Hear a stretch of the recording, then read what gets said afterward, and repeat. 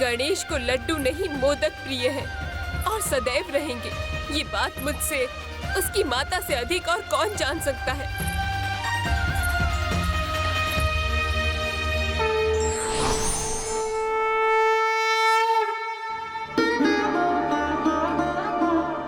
आज मुझे समझ आ गया स्वामी कि ममता का भाव जब किसी माँ के हृदय में हो तो उसे अपनी संतान के समक्ष कुछ भी दिखाई नहीं देता।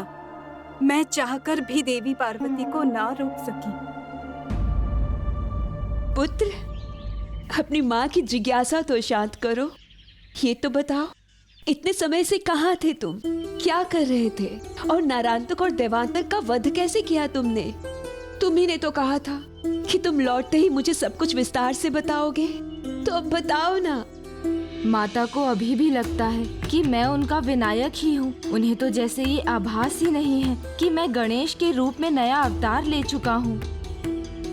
बोलो ना पुत्र, शांत क्यों हो?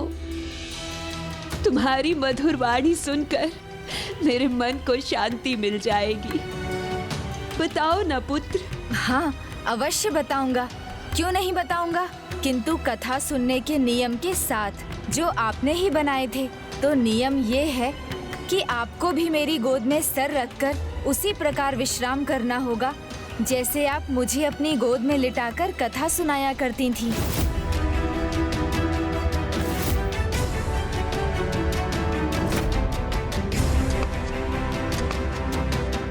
मुझे ज्ञात है माता, मेरे जाने के बाद आप ठीक से सोई भी नहीं हैं। इसलिए आज ये आपके पुत्र का सौभाग्य होगा कि मैं आपकी सेवा कर सकूं। तभी वास्तव में तृप्त होऊंगा मैं। किंतु पुत्र। नहीं माता, आप संकोच मत कीजिए। आपने मेरा कितना दुलार किया है, तो अब मेरा भी तो अधिकार बनता है आपकी सेवा का।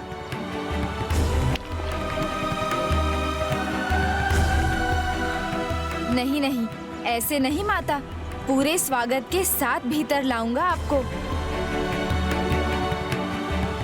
पहले कुछ पुष्प लाता हूँ।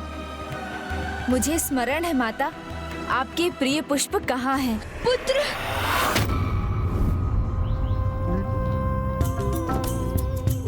देखिए ना स्वामी, मैं चाहती हूँ कि मेरा विनायक एक पल के लिए भी मेरी आंखों से ओझल ना हो। और ये है कि यहाँ वहाँ भाग रहा है।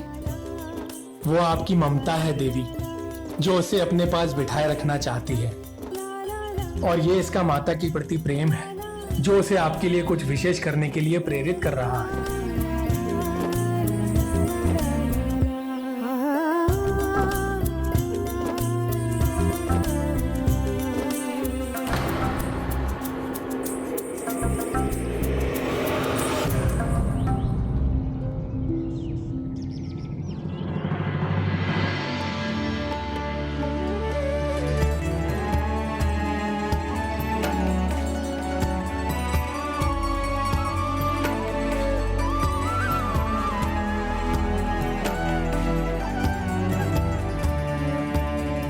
पुत्र गणेश की दृष्टि मुझ पर पड़ेगी तो वो मेरी ओर खींचा चला आएगा।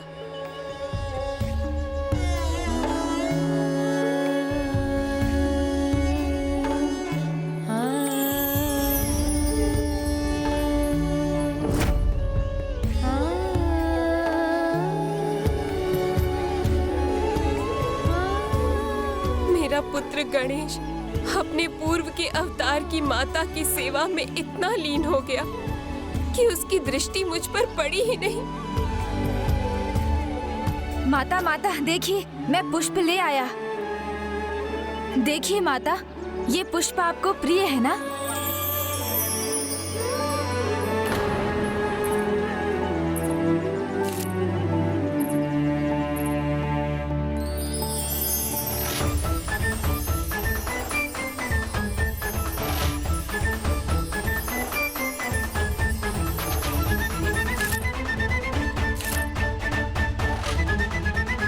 अब आप भीतर प्रवेश कीजिए माता।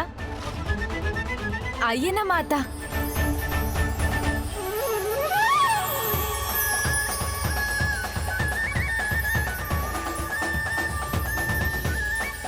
माता और पुत्र का संबंध तो जन्म जन्मांतर का होता है।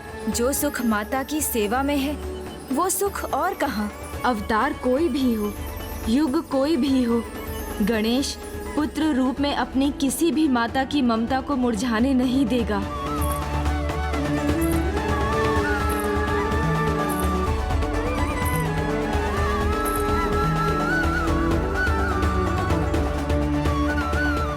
कितनी भाग्यशाली होती है वो संतान जिन्हें अपनी माता की सेवा करने का सौभाग्य प्राप्त होता है। गणेश तो परम भाग्यशाली हैं जिन्हें एक नहीं 2 माँओं की सेवा करने का आनंद मिला है।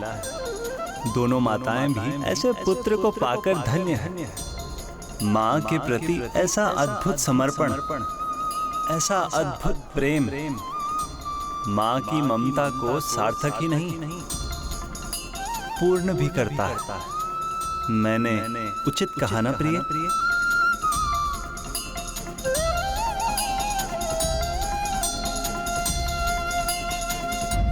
रुकिए माता, पुत्र को अपना कर्तव्य निभाने दीजिए।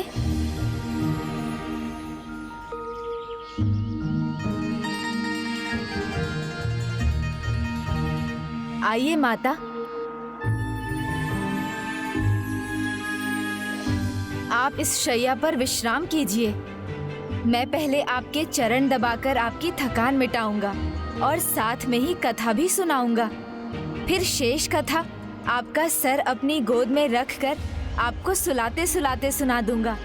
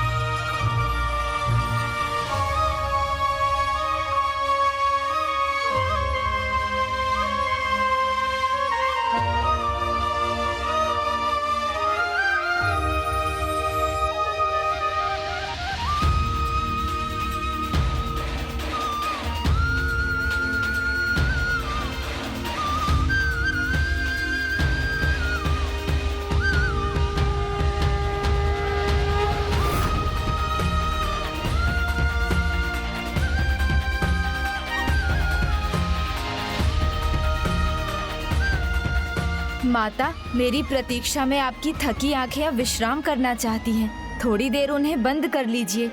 मैं तो यही हूँ, कहीं नहीं जा रहा हूँ। अब जब तक आप अपने नेत्र बंद नहीं करेंगी, मैं आगे की कथा नहीं सुनाऊंगा। किंतु उसके लिए तुम्हें मेरे पास आकर बैठना होगा पुत्र।